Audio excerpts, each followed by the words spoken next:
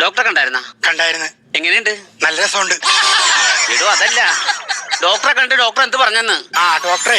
Doctor പറഞ്ഞേ ഈ ആഴ്ച 2 ദിവസം കുളിക്കാൻ പാടില്ലെന്ന് പറഞ്ഞു. എന്നിട്ട് അല്ല, ഞാൻ ആ 2 ദിവസം കുളിക്കാറുള്ളു. ഇപ്പൊ ഡോക്ടറിന് വേണ്ടി അവിടെ മാറ്റി വെച്ചേക്കാം. ആ ചുളിയിൽ 2 ദിവസം കുളിയും കൂടെ അങ്ങനെ ഒഴിവാക്കിട്ടെന്ന് പറഞ്ഞാൽ മതിയല്ലോ. ആ ചീട്ടിങ് കൊണ്ടുവന്നേ. ഇതെന്താണോ ഒരു പേനെ? അല്ലാതെ പനിക്ക് വെക്കുന്ന സാധനം എന്തേ? അവിടെ ഡോക്ടർ ഒരു സാധനം വെച്ചിട്ടുണ്ടായി. അപ്പൊ ഉത്തരത്തിലെടുക്കാൻ വേണ്ടി പോയപ്പോഴൊക്കെ അത് താഴെ പോയി. എന്തെങ്കിലും വെക്കണമല്ല, അങ്ങനെ വെച്ചതാണ്. താൻ ഇതിക്കുമ്പോഴും വന്നിട്ടുണ്ടാ? പിന്നെ തന്നെ ഇതുവരെ കണ്ടായിട്ട് തോന്നല്ലേ? ഞാൻ വന്നിട്ടുണ്ട്. ആണല്ലേ? അന്ന് വരുമ്പോ സിസ്റ്റർ ആയിരുന്നില്ല, പിന്നെ ഇവിടെ നമ്മുടെ ഒരു ചേച്ചിയായിരുന്നു. അരിയും മണ്ണന്റെ പഞ്ചസാര എടുത്തു വന്ന്. അരിമണ്ണ പഞ്ചസാരവാ? മുമ്പ് റേഷൻ കട ആയിരുന്നില്ലേ?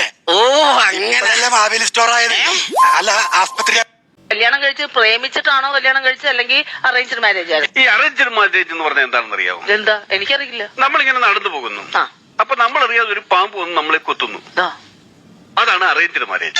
തട്ടിപ്പോകുന്നു, നമ്മൾ അറിയുന്നില്ല, അറിയാതെ ആണല്ലോ. നേരെ മറിച്ച് ഒരു പാമ്പുള്ള പുത്തില് അതിന്റെ ഫ്രണ്ടിൽ നിന്ന് മകിടി ഊതി പാമ്പിനെ വെളിയിൽ ഇറക്കിയിട്ട് അതിന്റെ വായിൽ നിന്ന് ചെന്ന് കടി മേടിക്കുന്നതിനെയാണ് ലവ് മാരേജ് എന്ന് പറയുന്നത്. കരണ്ട് പോയ സമയത്ത് നമ്മുടെ മോളുടെ റൂമിൽ നിന്ന് ഒരുത്തനെ ഓടി. അയ്യോ, നിങ്ങൾ എന്നിട്ട് അയാളെ പിടിച്ചില്ലേ? അയ്യോ, ഞാൻ അപ്പൊ തന്നെ അയാളെ ഒട്ടകേറി പിടിച്ച്. പക്ഷെ പിടി കിട്ടിയത് മുണ്ടിലായി പോയി. അവസാനം അയാൾ മുണ്ട് കുറച്ച് ഓടിയിടി. ആളുടെ മോങ്ങണ്ടാ? മുഖമൊന്നും കണ്ടില്ല, പക്ഷെ ലാവട്ടത്തെ അയാളുടെ തൊടയും ഒരു കാക്കപ്പുള്ളിയുണ്ട്. ശശി മേസ്തരി. ഡോക്ടറെ, എന്താ? ഇന്നലെ രാത്രി നല്ല മഴയല്ലായിരുന്നോ?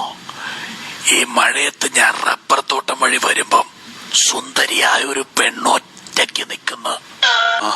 എന്നിട്ട് അവളുടെ കൈ കൊടയില്ല, എന്റെ കൈ കൊടയുണ്ട്. എന്നിട്ട് അവിടെങ്ങും ആരുമില്ല. എന്നിട്ട് ഞാൻ ഈ കൊട അവക്ക് കൊടുത്ത്. എന്നിട്ട് അവൾ ആ കൊടയും കൊണ്ടുപോയി മഴ നനഞ്ഞതാ. ഒച്ചയടപ്പ മരുന്ന് വല്ലതും ഉണ്ടോ? നീ ആരാടി? പേര് സുമ, നാള് മകം. അയ്യോ, പുഷ്പാഞ്ജലി കഴിക്കാനല്ല. നീ എന്താ ഇവിടെ കയറിയിരിക്കുന്നത്? കയറിയിരിക്കാൻ പറഞ്ഞു. ആര് പറഞ്ഞു? ചേട്ടൻ പറഞ്ഞു. നീ ചേട്ടൻ പറഞ്ഞു കയറിയിരിക്കോ? നീ ഇറങ്ങിയിരിക്കൂടി. നീ ആരെ വിളിച്ചാലും ഇറങ്ങി വരും എന്ന് എനിക്കറിയാം. ഹലോ, ചേട്ടൻ എവിടാ? ഞാൻ പുറത്താ. ശരി, എന്താ? വൈബ് എന്തിയേ? വൈബ് തന്നെ ഇവിടെ ഉണ്ടല്ലോ. എന്നാ സംഭവം? എന്നാ? നമ്മുടെ അപ്പുറത്തെ വീട്ടിൽ രാധിക ഏതോ പയ്യന്മാരോട് ഒളിച്ചോടി പോയെന്ന് നിങ്ങളുടെ ആരെങ്കിലും ആണോന്ന് കൺഫേം ചെയ്യാൻ വേണ്ടിട്ട് വിളിച്ചതാ. 11 മണിയാകുമ്പോ ഞാൻ കാറും കൊണ്ട് വെളിയിൽ വരും. രാത്രി 11 മണിക്ക്. ഞാൻ എങ്ങനെ അറിയാം? ചേട്ടൻ വരുമ്പോഴത്തേക്ക് ഞാൻ അവിടെ വന്നിട്ട് ഒരു പൂച്ചയുടെ ശബ്ദം ഉണ്ടാക്കും. എങ്ങനെ? അപ്പൊ ഞാനും നീയും തിരിച്ചു. 11 മണി സമയമാണ്. കണ്ടം പൂച്ചകളും കുന്നം പൂച്ചകളൊക്കെ വേറെ വിളിക്കും.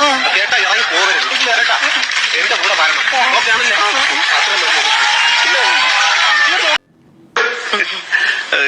എന്താ പേര്? പേര് റീത്ത. എന്ത് ചെയ്യുന്നു? ഓ, ഞാൻ ഓർത്തില്ല. വീട്ടിലാരൊക്കെ ഉണ്ട്? വീട്ടില് അച്ഛൻ, അമ്മ, അനിയൻ. ഓ, ഈ മാനേജറുടെ ക്യാബിനിൽ CC ക്യാമറ ഉണ്ടോ?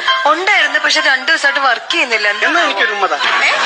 എന്നാ ഞാനൊരു അങ്ങോട്ട് തരാം. കല്യാണം കഴിഞ്ഞിട്ട് 3 മാസമായുള്ളൂ. പെണ്ണുമ്പിള്ള ഇപ്പൊ 9 മാസം ഗർഭിണിയാ. 9 മാസം ഗർഭിണിയാ. ഇത് നീ ആരോട് ചോദിച്ചില്ല? അവരോട് ചോദിച്ചില്ലേ? ഇത് ഞാൻ അവളോട് ചോദിച്ചപ്പോ അവളോട് ദൈവം തരുന്നതല്ലേ, കൈ നീട്ടി വാങ്ങിച്ചോളാൻ പറഞ്ഞു. ദൈവത്തിന്റെ പേരെന്താണ്?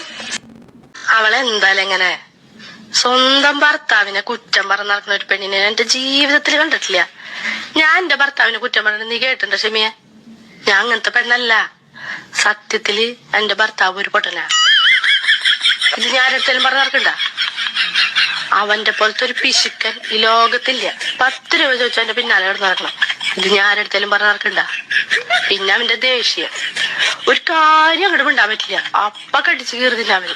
ഒരു വേട്ട വെളിയിനടി. ഇതൊന്നും ഞാൻ ആരെടുത്തും പറഞ്ഞു നടക്കണില്ല. അതാണ് ഷജി. എന്തൊക്കെ തന്നെ ആയാലും എന്റെ ഭർത്താവ് എന്റെ കാണപ്പെട്ട ദൈവ. പിന്നെ ചേട്ടാ, എന്റെ ഒരു കൂട്ടുകാരി ഉണ്ടേ, ഷൈനി എന്റെ അടുത്ത് പറഞ്ഞേ കണ്ണി കണ്ടവരെയൊക്കെ ഭർത്താവായിട്ട് കാണണമെന്ന്. കണ്ണി കണ്ടവര്? അല്ല ഏട്ടാ, കണ്ണി കൊണ്ടവരെ. കണ്ണിൽ എന്തോ ഉണ്ടല്ലോ. കണ്ണിൽ എന്തോ ഉണ്ട് ചേട്ടാ. അല്ല, അങ്ങനെ എന്തോ ഉണ്ടല്ലോ കണ്ണി കണ്ണി കണ്ട ദൈവം ഭർത്താവ്. സാർ എനിക്കൊരു കംപ്ലൈന്റ് ഉണ്ട്. എന്റെ വീടിന്റെ അപ്പുറത്തുള്ള നൈബർ ഫുൾ ടൈം നേക്കഡ് ആണ്. ഒരു തരം ഡ്രസ്സ് പോലും ഇടില്ല. അപ്പൊ നിങ്ങളുടെ വീട്ടിൽ നോക്കിയാൽ കാണാൻ പറ്റുമോ? ആ കാണാൻ പറ്റും സാർ. എന്നാ മതിലൊന്നുമില്ലേ? മതിലുണ്ട് സാർ, പക്ഷെ ഒരു കോണി ചാരി വെച്ചിട്ട് ഷെൽഫിന്റെ മുകളിൽ കയറി നോക്കുമ്പോ അവിടെ ഒരു വിടവുണ്ട്. അതിൽ കൂടെ നോക്കി കറക്റ്റ് ആയിട്ട് കാണാം. എന്തുവാണോ ഈ എഴുതി വെച്ചേക്കുന്നത്? എന്താ സിസ്റ്ററെ? പേഷ്യന്റിന്റെ പേരെന്താ? കിണ്ടിനെയോ? ഇന്ദിര. ഭർത്താവിന്റെ പേര് വികാരം പിള്ളയോ? വിക്രമൻ പിള്ള. ഓട്ടിട്ടോണ്ടിരിക്കുന്നേ വായിക്കാൻ അറിയത്തില്ല അല്ലേ? അയ്യോ, ബാക്കി ഞാൻ ചോദിക്കാം. എഴുതി ഒന്ന് പറഞ്ഞു തന്നാ മതി. ഇതെന്റെ ഒപ്പാണേ. അയ്യോ, ആ വിക്രമൻ എത്ര വയസ്സായി? 38. ഏതാ ഗ്രൂപ്പ്? ഗ്രൂപ്പ് 4 എണ്ണം ഉണ്ട്. ഒന്ന് കിന്നാരത്തുമ്പികൾ, ഒന്ന് വാവ് സൂപ്പർ, പിന്നെ മലർപ്പൊടിക്കാരന്റെ സ്വപ്നം. അങ്ങനെയൊക്കെയുള്ള ഗ്രൂപ്പുകളാണ്. ഇതെന്ത് ഗ്രൂപ്പാ? ഇത് വാട്സാപ്പ് ഗ്രൂപ്പാണ്. ഞാൻ തന്റെ ബ്ലഡ് ഗ്രൂപ്പ് ആണോ ചോദിച്ചത്? അതറിയത്തില്ല. അയ്യോ, ലോകത്തുള്ള സകല മെനകെട്ട വാട്സാപ്പ് ഗ്രൂപ്പ് അറിയാം, സ്വന്തം ബ്ലഡ് ഗ്രൂപ്പ് അറിയത്തില്ല. ഇങ്ങനെ